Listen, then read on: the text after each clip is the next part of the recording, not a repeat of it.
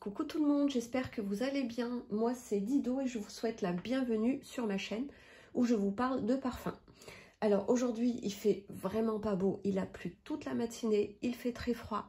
Donc je suis à la maison, je vais vous tourner une petite vidéo sur la maison by Kilian. Je pense que c'est un sujet qui va intéresser pas mal de monde. C'est une maison qui est connue, qui a fait de très jolis parfums. Alors si cette revue vous intéresse, restez avec moi jusqu'à la fin de la vidéo. N'hésitez pas à vous abonner si ce n'est pas déjà fait. N'hésitez pas à activer la petite notification pour être prévenu de mes prochaines vidéos. Et aussi, vous pouvez partager ma vidéo, ça me fera énormément plaisir. Allez, c'est parti. Alors, je vous présente d'abord ma petite bougie Yankee Candle. C'est une acquisition récente. Ce sont des petits formats qui sont très très sympas pour la découverte. La senteur, c'est Majestic Mount Fuji. C'est une odeur fraîche, très très agréable, qui fait un petit peu penser à la forêt, où on est aussi un petit peu dans une odeur de spa. J'aime beaucoup ce type d'odeur et j'aime beaucoup cette marque. Leurs bougies sont vraiment de belle qualité et elles sentent super bon.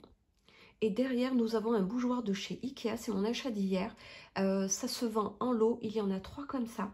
Donc si vous avez envie d'offrir des bougeoirs en métal, hein, ce sont des bougeoirs qui sont quand même de qualité, avec un design sobre, élégant, moderne, eh bien foncez. Et ça coûte que 12,90 € ou 12,99 €. Pour moi, ça a été un coup de cœur, je l'ai de suite pris. Alors, by Kilian, c'est une maison fondée par Kilian Hennessy. Héritier de la maison Hennessy, qui a construit sa fortune en commercialisant des spiritueux et surtout du cognac. Kilian Hennessy était destiné à faire perdurer le commerce des spiritueux, mais il a choisi les parfums. Et honnêtement, il a eu raison de choisir sa voie de cœur. Sa maison a sorti de très très jolis parfums. Quelques-unes de ses créations sont des clins d'œil à son patrimoine familial, car on retrouve souvent des notes de spiritueux dans certains de ses parfums. Personnellement, j'aime bien l'image un peu dark, un peu séduisant que renvoie cette maison. Elle est moderne, il y en a vraiment pour tous les goûts. Il y a des parfums faciles à porter et d'autres plus audacieux. Mais ça reste toujours agréable à découvrir parce qu'on n'est jamais dans l'extrême. Voilà. Alors aujourd'hui, je vais vous présenter 6 parfums. Je vais commencer par Back to Black. C'est un petit décompte qui m'a été offert par ma super copine d'Instagram que j'aime beaucoup, Charlotte. Je vous mets le nom de son compte. Elle a de très jolis parfums dans sa bibliothèque olfactive, donc n'hésitez pas à la suivre. C'est un parfum que j'ai porté il y a très longtemps. Et ensuite, je suis passée à plein d'autres parfums. Et je vous avouerai que je me souvenais plus trop à quoi ressemblait ce parfum. Donc j'ai vraiment été ravie de le recevoir et de le redécouvrir. Ici, il y a énormément de notes répertoriées. Et pourtant, il a une lecture plutôt simple. Le nez derrière ce parfum, c'est Calice Becker. Ici, nous avons une cerise noire, bien miellée, épicée, avec une touche de tabac. Le tabac est aérien, il n'est pas envahissant. On est vraiment entre le tabac et le narguilé. Le nom fait référence ici à Amy Winehouse. Parfois, je prononce mal les noms, donc n'hésitez pas à me mettre un commentaire, à me corriger. Je ne le fais pas exprès et je le prononce comme je lis, tout simplement. On est donc ici bien dans cet univers. Je reprends. Donc le nom de ce parfum fait référence à Amy Winehouse. Je vous rassure, je ne suis pas bourrée. Allez, je reprends pour faire les choses correctement. Je sens qu'aujourd'hui, ça va être une très longue journée. Donc, le nom de ce parfum fait référence à Amy Winehouse. Et on est bien dans cet univers-là. On est dans un de ces concerts à huis clos. On a une odeur ambiante de liqueur de cerise et une odeur aussi de tabac. C'est dark, juste ce qu'il faut. On a une touche de gourmandise, c'est enveloppant, c'est un peu mystérieux, c'est un peu envoûtant. C'est assez dense, on a une très bonne tenue et un joli sillage. J'avoue, c'est un beau parfum, mais il n'est pas pour moi. La cerise, c'est une note que je voudrais aimer et je me rends compte que je la tolère tout juste. Elle devient vite entêtante à mon nez et le tabac, c'est une note que je n'aime pas trop. Et le miel, c'est une note forte. Donc l'accord cerise, miel, tabac, pour moi, c'est juste un peu trop. Mais c'est vraiment un très très beau parfum qu'il faut vraiment découvrir.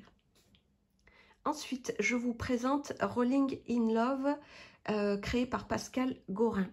Alors, regardez-moi ce flacon, comme il est joli. Ce rouge sang est vraiment magnifique. Et nous avons sur le côté des petites gravures qui sont vraiment très très sympas. Je trouve que c'est un flacon qui est très sophistiqué. J'aime beaucoup. On a ici du lait d'amande, de l'ambrette, de l'iris, de la frésia, de la tubéreuse, vanille, fève tonka et musc. C'est un parfum qui est d'une douceur incroyable. C'est rond, c'est enveloppant, c'est addictif, c'est un peu sucré, c'est pas trop sucré. C'est comme du lait d'amande à la vanille, infusé à la tubéreuse, mais avec une tubéreuse très douce.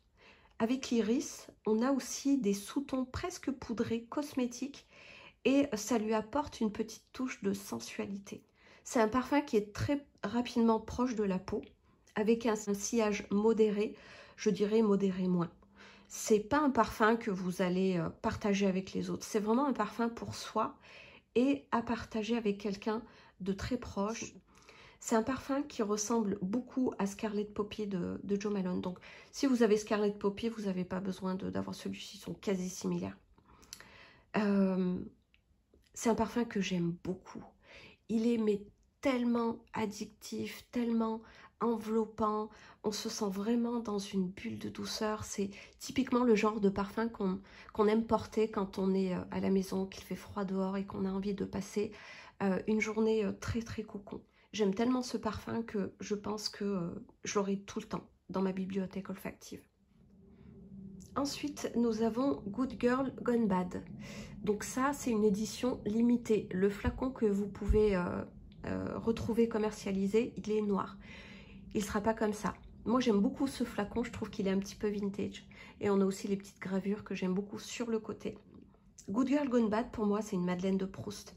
Ma grand-mère avait dans son jardin un abricotier qui produisait des petits abricots très parfumés, un peu sucrés et légèrement acidulés. Elle les faisait sécher, elle nous en envoyait dès qu'elle le pouvait et on mangeait ça comme des bonbons. C'était vraiment un délice rempli de merveilleux souvenirs. Dans ce parfum, je retrouve tout ça. La star ici, c'est l'osmanthus. C'est une fleur qui a une odeur abricotée. Ici, on sent très bien, du départ au séchage, des notes abricotées, un peu sucrées et légèrement acidulées. C'est frais, c'est lumineux, c'est doux, c'est propre sans faire shampoing, c'est musqué, c'est délicieux. Mais c'est pas bad du tout, du moins à mon nez. Pour moi, la Good Girl est vraiment restée Good Girl. Elle est éventuellement passée de l'enfance à l'âge adulte, mais elle a gardé son côté frais, lumineux, espiègle. Voilà, c'est un parfum que j'aime beaucoup porter au printemps et à l'automne. Il y a aussi une version extrême que je ne connais pas du tout, mais apparemment ce serait une version qui serait un peu plus riche. Donc à tenter. Ensuite, nous avons Angel's Share. Ça, c'est un petit vaporisateur de sac qui m'a été offert quand j'ai commandé le flacon Princesse. Et franchement, j'ai été super contente de le recevoir et de le découvrir. Qu'est-ce qu'il est beau ce parfum! Il est tellement sexy. Je vous avais parlé sur une précédente vidéo de Spiritueuse double vanille. Une vanille Guerlain luxueuse, à l'image de Guerlain, riche, élégante, mixte, parfaite pour toutes les situations, tel un smoking. Eh bien, Angel's Share, c'est la version Bad Boy de Spiritueuse double vanille. Ou Bad Girl, hein, c'est complètement mixte, donc ça va aussi bien aux hommes qu'aux femmes. C'est une vanille gourmande, boisée, épicée, liquoreuse, enrichie par beaucoup de cannelle, surtout en tête. Et il y a des personnes qui trouvent que ça ressemble aussi un petit peu à une tarte aux pommes. Moi, je trouve pas trop parce que Angel's Share, c'est un parfum pour moi trop sexy pour ressembler à une tarte aux pommes. Ou alors une pomme différente. Imaginez, vous êtes dans un resto chic. Le serveur saisit des pommes, les arrose d'alcool et fait flamber le tout devant vous. Eh bien, là, c'est une pomme sexy. Là, c'est Angel's Share. C'est chaud, c'est sexy, c'est envoûtant, c'est addictif. Vous restez le nez collé à votre bras. C'est un parfum qui a un vrai pouvoir d'attraction. Je le trouve même limite charnel une fois qu'il s'est bien posé sur la peau. Au séchage, ça devient un peu crémeux. Les notes boisées fusionnent à merveille avec les épices. Les notes de praline apportent une touche de gourmandise qui le rend terriblement addictif, mais c'est jamais trop gourmand, c'est jamais écœurant. C'est super bien mélangé.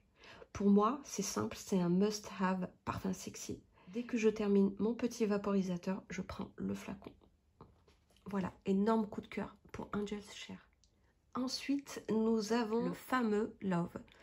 Voilà, donc vous avez un flacon blanc, toujours avec les mêmes petites gravures sur le côté. C'est vraiment très sympa.